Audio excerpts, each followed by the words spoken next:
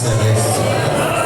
Meu Deus, a tua igreja está presente neste lugar, meu Deus amado, para adorá-lo, para louvar o teu nome, Senhor.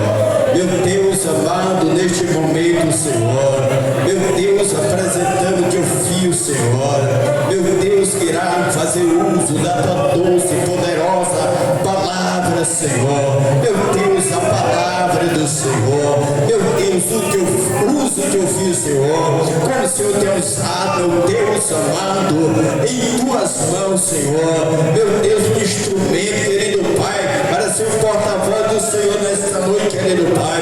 Meu Deus, fala através do teu filho, Senhor. Meu Deus, amado, que o teu Santo Espírito, Senhor, meu Deus, amado, que usa, Pai, o homem, Senhor, para testificar do Senhor, que o Senhor possa usar o nosso pastor de uma maneira maravilhosa, poderosa nessa noite, Senhor. Meu Deus, aquilo que o Senhor quer é falar da igreja, Pai, fala conosco nessa noite, Senhor. Que teu filho seja um canal, Pai, nesta noite, Senhor, para a glória do teu nome, querido Pai. Meu Deus, que o Senhor possa estar, meu Deus, amado, usando poderosamente, Pai, para falar o teu povo, Senhor. Meu Deus, em nome de Jesus, é que nós oramos, é que nós pedimos, meu Deus, amado, todas estas bênçãos em favor do teu filho, em nome de Jesus. Amém.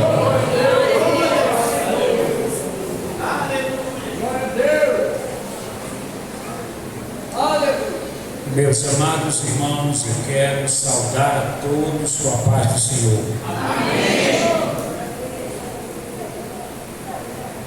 Deus sempre tem os seus propósitos e age de conformidade com o seu beneplácito. Não entendi eu pela manhã, quando Deus me desperta para orar de manhãzinha cedo. Levantei, fui orar ao Senhor nosso Deus. Não tinha em mente que seria o pregador esta noite, mas Deus sabia o que Ele tinha para realizar conforme os seus beneplácitos. E Deus está conosco esta noite, sentimos essa presença. A mão do Senhor se estende poderosamente esta noite, através dos louvores, dos cânticos, da adoração do Senhor.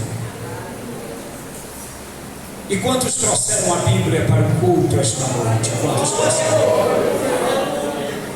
Então vamos abrir as nossas Bíblias na carta aos Hebreus, capítulo de número 11. Homens de Deus vencendo as batalhas pela fé. É isso? Tema? Muito bem. Então vamos ler a palavra de Deus a partir do versículo. Para isso eu pediria aos irmãos, às irmãs, a atenção para podermos comungar com os irmãos a palavra de Deus. Glória a Deus. Hebreus 11, versículo de número 29 até o 33, diz assim: pela fé passaram o mar vermelho como por terra seca, o que, tentando os egípcios, se afogaram. Pela fé caíram os muros de Jericó, sendo rodeados durante 7 dias. Pela fé Raabe, a meretriz, não pereceu com os incrédulos, acolhendo-os em paz os espias. E que mais direi? Faltar-me-ei o tempo contando de Gideão e de Baraque, e de Sansão, e de Jefté, e de Davi, e de Samuel, e dos profetas, os quais pela fé venceram reinos, praticaram a justiça, alcançaram promessas, fecharam boca dos leões. Amém. Homens de Deus vencendo as batalhas pela fé. Se pudéssemos, dos livros da Bíblia e de alguns capítulos dos livros da Bíblia, pudéssemos torcer, espremer, para sair fé deste livro e deste capítulo, capítulo seria o capítulo 11 de Hebreus, porque o capítulo 11 de Hebreus, ele vai dar-nos uma ideia, uma relação de fé, de atitudes de fé, de ação de fé. Ele vai nos dar uma relação de homens, de mulheres de fé. A fé é expressa no capítulo 11 de Hebreus. A fé, ela é expressa na vida desses heróis, e nos deram um exemplo para podermos seguir os seus exemplos. Eles deixaram os exemplos para podermos segui-los, para podermos observá-los, para poder colocar na nossa mente e na nossa trajetória cristã. Glória a Deus.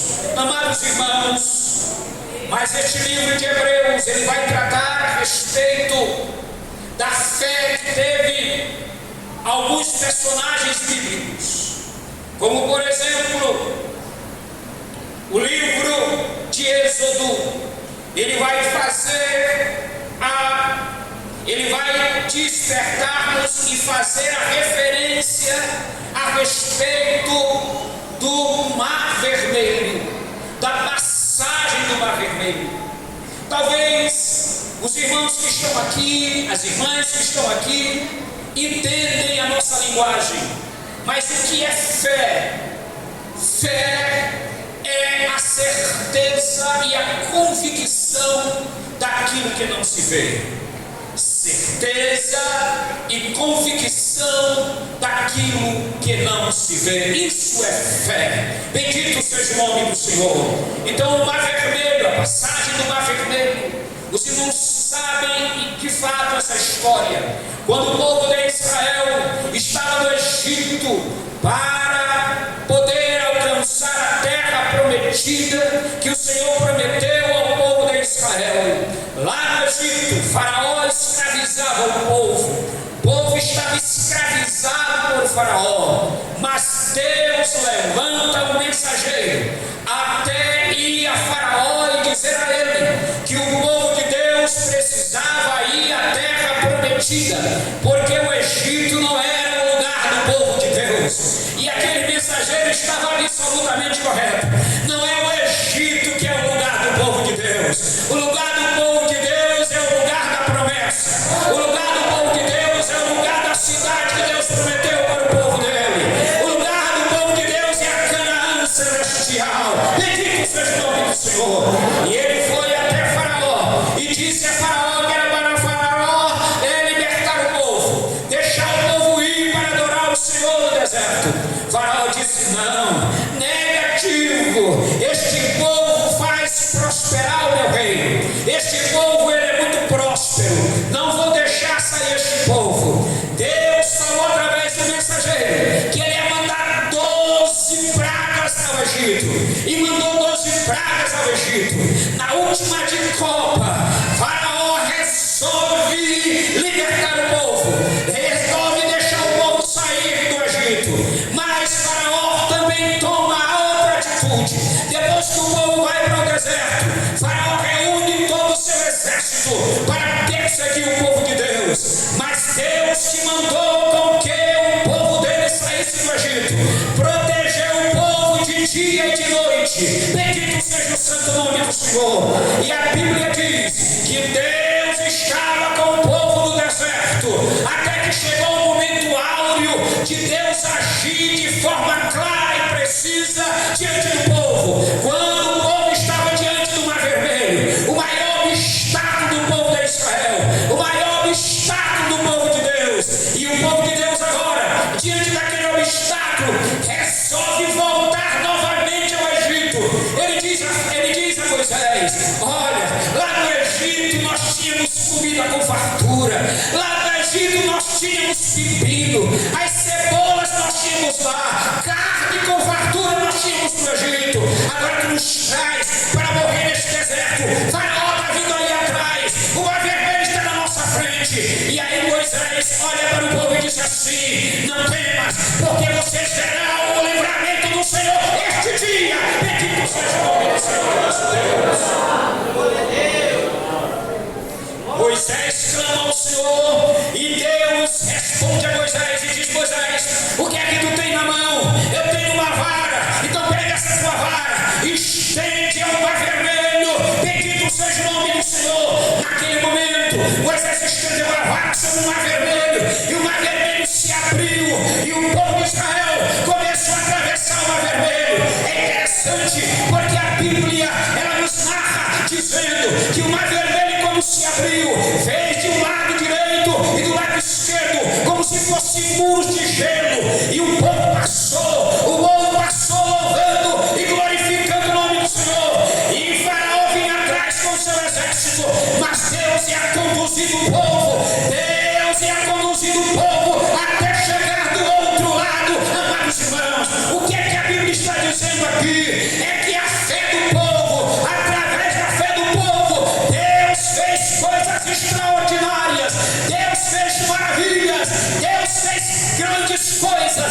É através da fé que Deus começa a operar no meio do seu povo. A fé, ela é um lenitivo para Deus operar o sobrenatural dele. A fé é um lenitivo para Deus dispensar a bênção dele. Não há obstáculo, não há barreira, não há dificuldade que o homem de Deus possa enfrentar para não vencer através da fé. A fé é suficiente para vencermos os obstáculos. Bendito seja o nome do Senhor.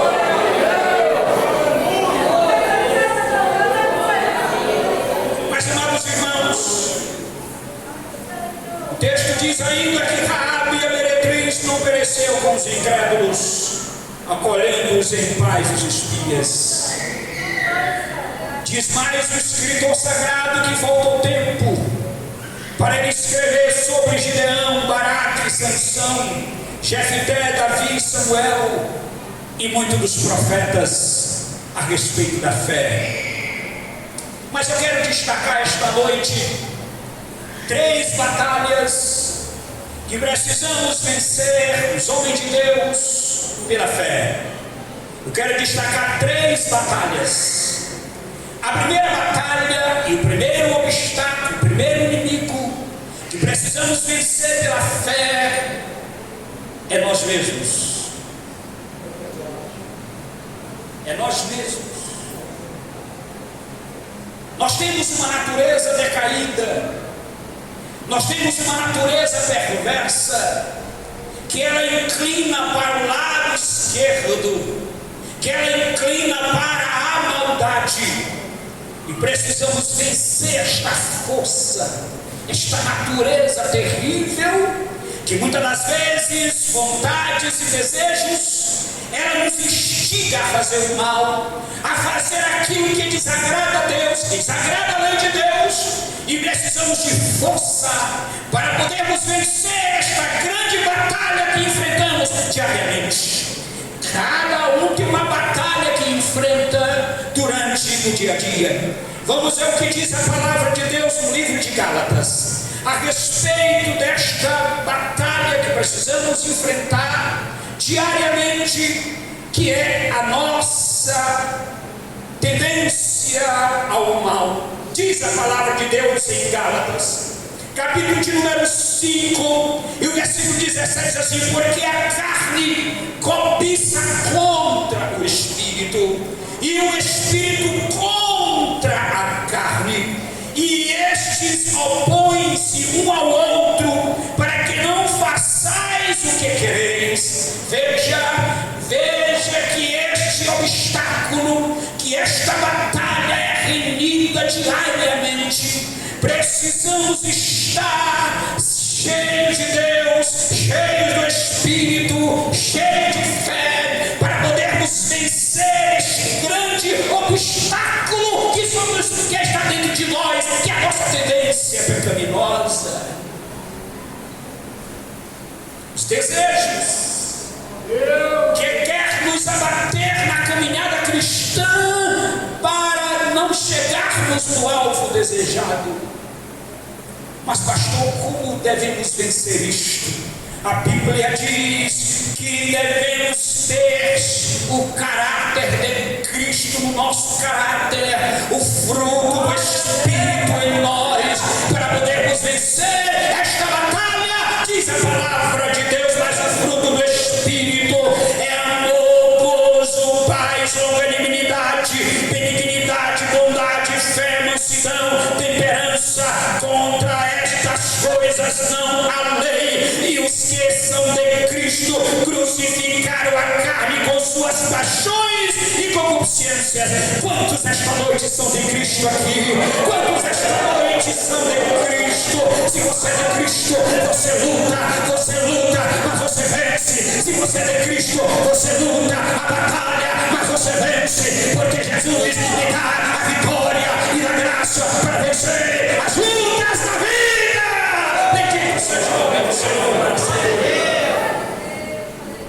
Mas nós temos a segunda batalha para podermos enfrentar.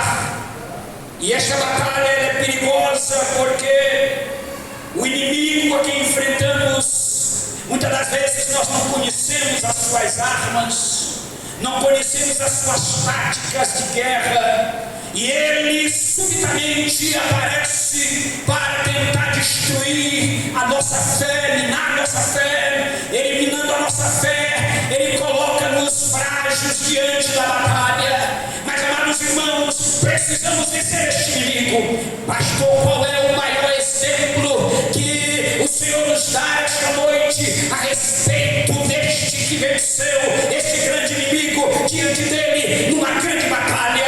A Bíblia nos conta no livro de Mateus que teve um homem que ele passou pelo problema de dificuldade no deserto, e ele estava com fome, ele estava com sede, pensando que ele estava fragilizado, mas ele não estava fragilizado, pelo contrário, ele estava forte. Mas ele enfrenta o maior inimigo já visto no mundo dos homens, que é o inimigo das nossas almas. Mas ele enfrenta com coragem, com graça, ele enfrenta este inimigo, e este inimigo é Satanás. Amados irmãos, nós temos um grande inimigo que nós enfrentamos diariamente, e este inimigo tem táticas terríveis e armas terríveis. Nós não vemos as suas ações, os seus atos, porque eles são invisíveis aos nossos olhos materiais, mas nós temos a graça de Deus. À medida que estamos apegados a Deus, Deus que conhece a Ele, Deus que conhece as suas táticas, Ele vai destruindo todas as suas armas para nos dar vitória no campo de batalha, porque Ele não deixa o soldado ferido sozinho no campo de batalha. Glória, pois, ao nome do Senhor. Diz a palavra de Deus que o Espírito Santo conduziu Jesus ao deserto para ser tentado pelo diabo. E chegando e tendo ele jejuado 40 dias e 40 noites, teve fome. E chegando-se a ele, o tentador disse: se tu és o Filho de Deus, manda que estas pedras se transformem em pães. Observe bem, a primeira tática deste inimigo foi induzir Jesus à dúvida, foi levar Jesus à dúvida. Ele descaracterizou Jesus, ele queria descaracterizar Jesus dizendo: se tu és o Filho de Deus. Ele sabia, tinha consciência que Jesus era Filho de Deus. E agora, por que ele estava dizendo isso? Se tu és o Filho de Deus, é porque ele estava inserindo a dúvida no momento tentador, naquele momento do deserto, contra Jesus. E aí ele disse: se tu és o filho de Deus, manda que estas pedras se transformem em pães e come. Transforme em pães. Como é que Jesus ia transformar a pedra em pães? Não se transforma naturalmente pedra em pão. Amado irmão, Jesus olhou para ele e disse: também está escrito, não só de pão viverá o homem, mas de toda palavra que procede da boca de Deus. Bendito seja o nome do Senhor nosso Deus. Quando Jesus disse isso aqui, é como se um soldado pegasse uma metralhadora com mais de 120 balas e atirasse em Satanás uma após minutos ou segundos, e atirasse nele e destruísse ele na primeira de copa. Bendito seja o nome do Senhor nosso Deus. Não só de pão viverá o homem, mas de toda a palavra que procede da boca de Deus. Você sabe o que é a nossa arma de ataque? É a palavra de Deus. Você sabe qual é a nossa arma de defesa? É a fé. Com a fé e a palavra de Deus nós vencemos o inimigo, nós vencemos Satanás, nós vencemos os demônios, nós vencemos as forças espirituais, porque a palavra de Deus é alimento, a palavra de Deus é fortaleza, a palavra de Deus é graça, a palavra de Deus aumenta a nossa fé. Bendito seja o nome do Senhor. Mas ele persistiu. Contextualizando o texto, é quando um crente, quando um homem de Deus está num processo tentador, ele vence a primeira batalha, mas o inimigo surge com outro tipo de tentação mais forte do que o primeiro. E aí é que vem a capacidade do servo para poder estar mais perto do seu Senhor. Existem lutas que elas são mais fortes do que outras. Existem batalhas que elas são mais fortes do que outras. E muitas das vezes nós não temos controle para administrar estas batalhas. Imagine quando você está na sua casa, no seu lar, e surge algo subitamente na sua família para tentar atingir você como pai de família e a sua esposa como mãe de família. Algo que surge sem estar na sua agenda, e muitas vezes surge subitamente e você está fora de controle para administrar aquele problema. Mas, amados irmãos, porque você é apegado a Deus e porque você tem fé, Deus mostra a saída para você, porque não deixa os seus filhos sem resposta. Glória a Deus! Deus não deixa os seus filhos sem resposta.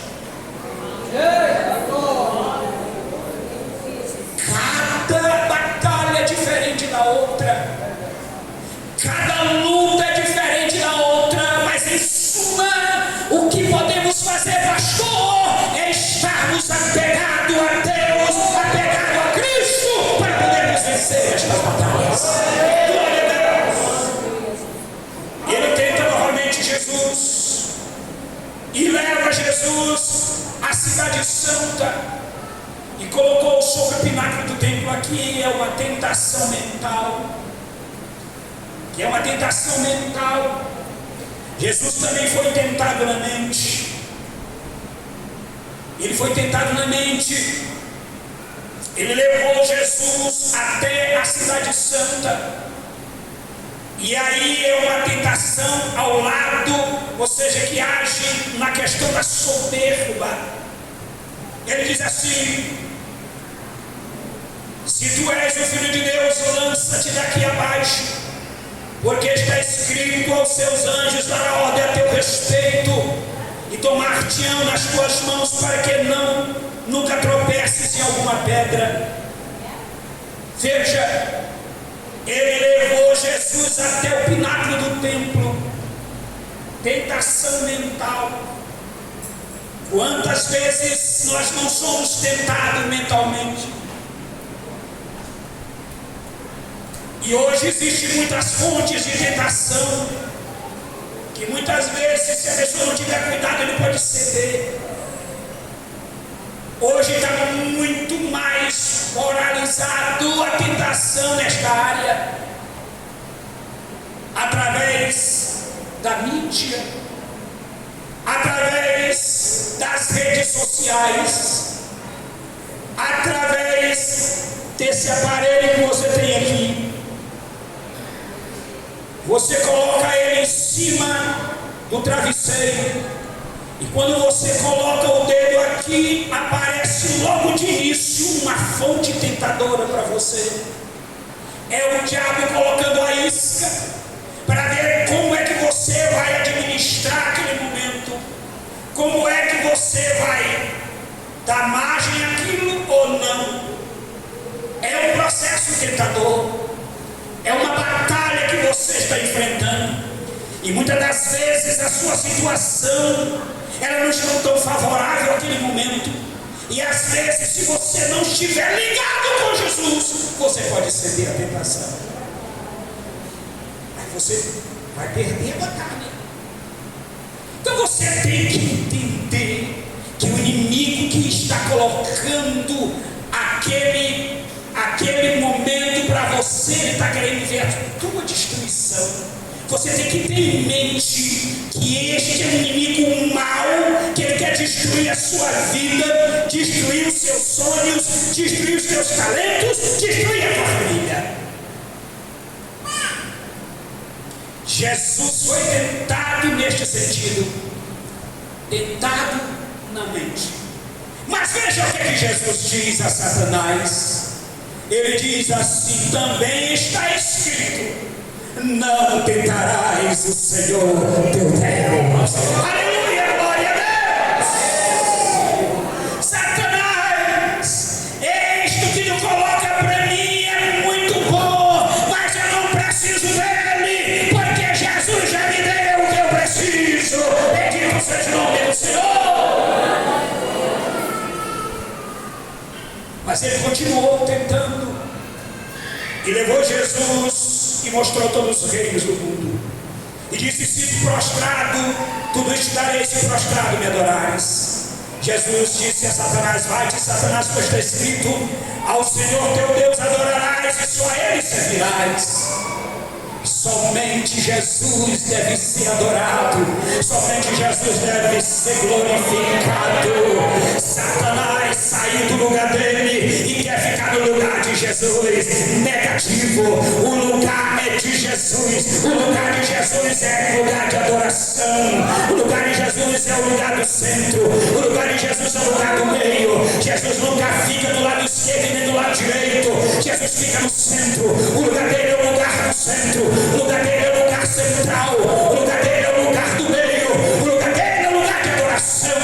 Aleluia! A ele a honra, a glória, o louvor, a exaltação para todos sempre. Bendito seja o nome do Senhor. Segundo lugar, o terceiro lugar, a terceira batalha que nós devemos enfrentar, que nós enfrentamos diariamente, está no livro de João, primeira epístola de João, capítulo de número 2, versículo de número 15 e o versículo 16. Não ameis o mundo, nem o que há no mundo. Se alguém ama o mundo, o amor do Pai não está nele.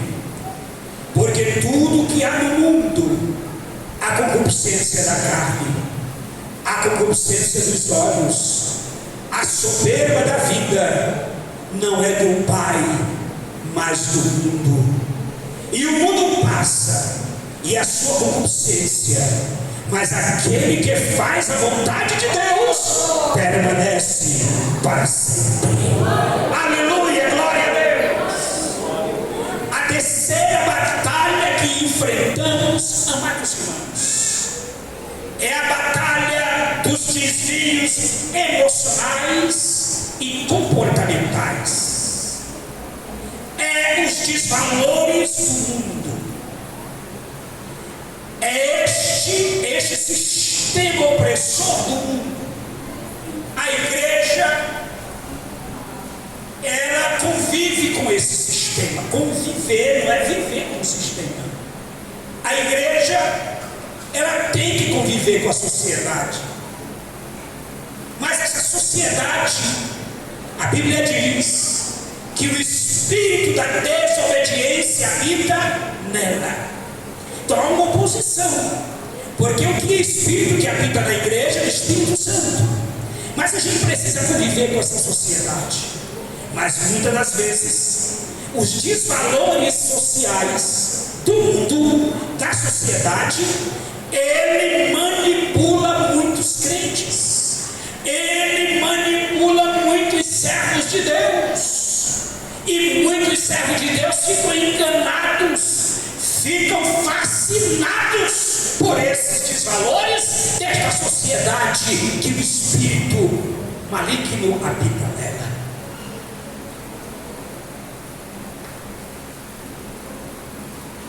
Nós temos aí o casamento por contrato.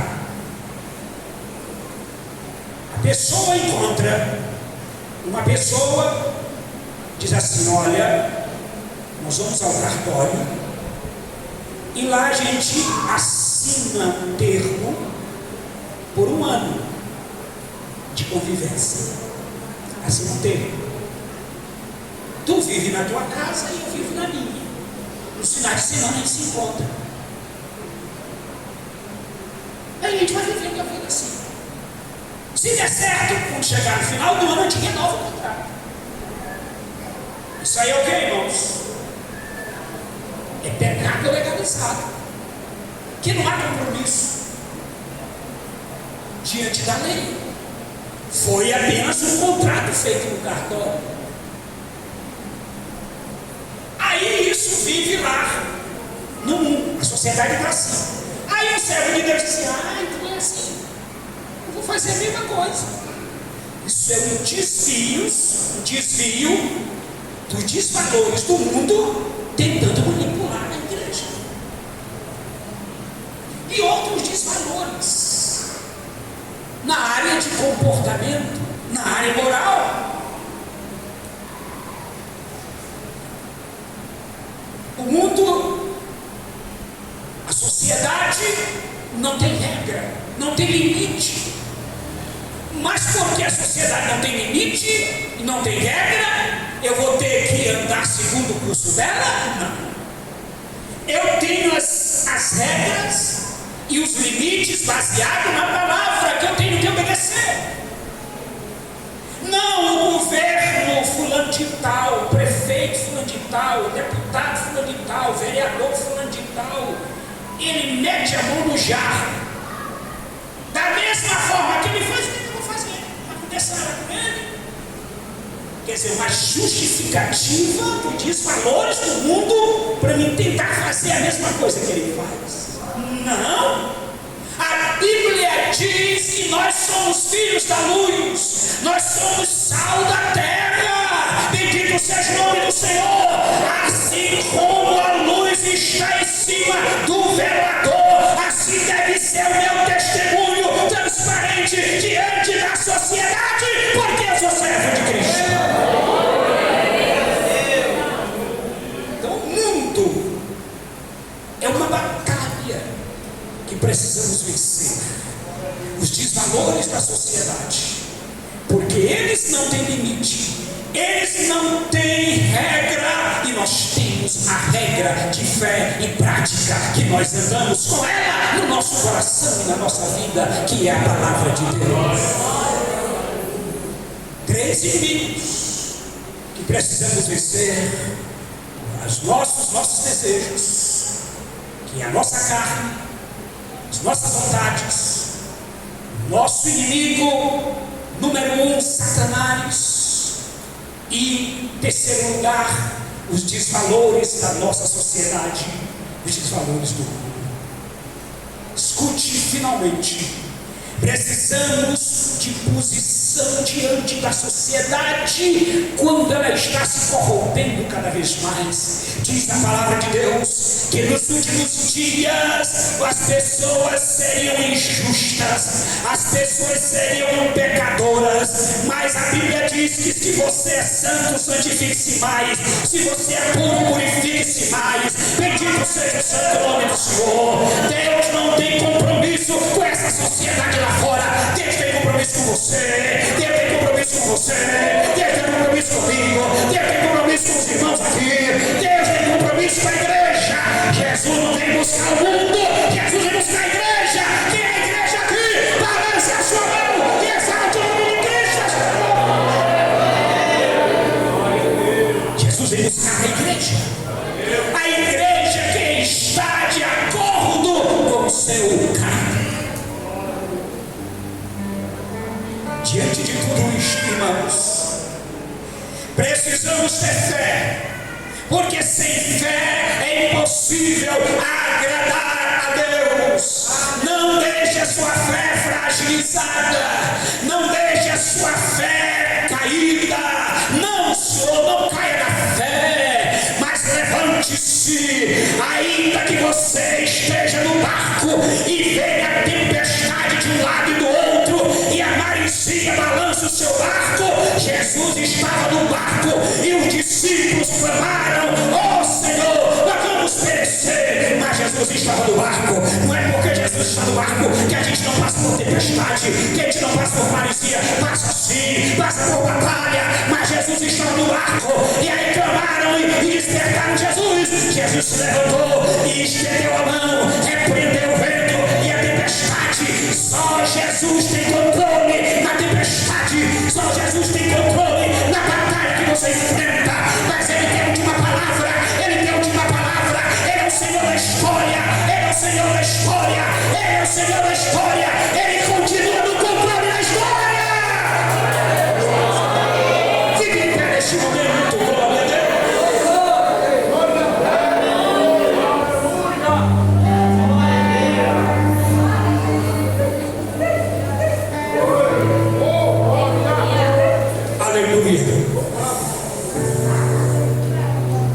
Chegou um homem a Jesus e disse assim: Senhor, este homem não era judeu, este homem era romano, mas ele creu em Jesus. Ele tinha tanta fé que Jesus expressa, e o escritor relata e escreve: eu nunca vi fé como esta em todo Israel. Porque aquele homem tinha um moço que estava doente. O moço não era parente dele, não era filho dele. Se fosse filho dele era uma outra coisa, mas não era filho dele, não era parente dele, não era biologicamente nada dele, era apenas um servo dele. Ele disse: Senhor, meu servo está doente em casa. Jesus disse: eu vou lá curar. Ele disse: não, Senhor, não entre na minha casa, porque eu também tenho servos, e dou ordem a este vai, ele vai, e a outro vem, ele vem, e a outro faz isso, ele não faz. Mas eu peço ao Senhor o seguinte: manda apenas uma palavra e o meu rapaz será curado.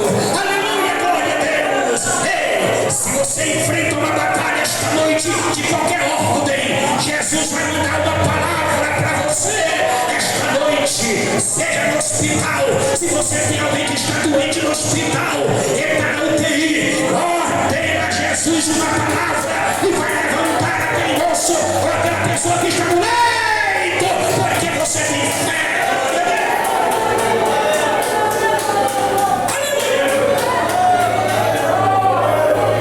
Aí de repente chegou outra pessoa e disse: Jesus, Senhor, o rapaz já levantou do leito, já está curado. E aí Jesus disse assim: vai, a tua fé te salvou. E Jesus vai e diz assim aos discípulos: eu nunca vi fé tão grande como esta em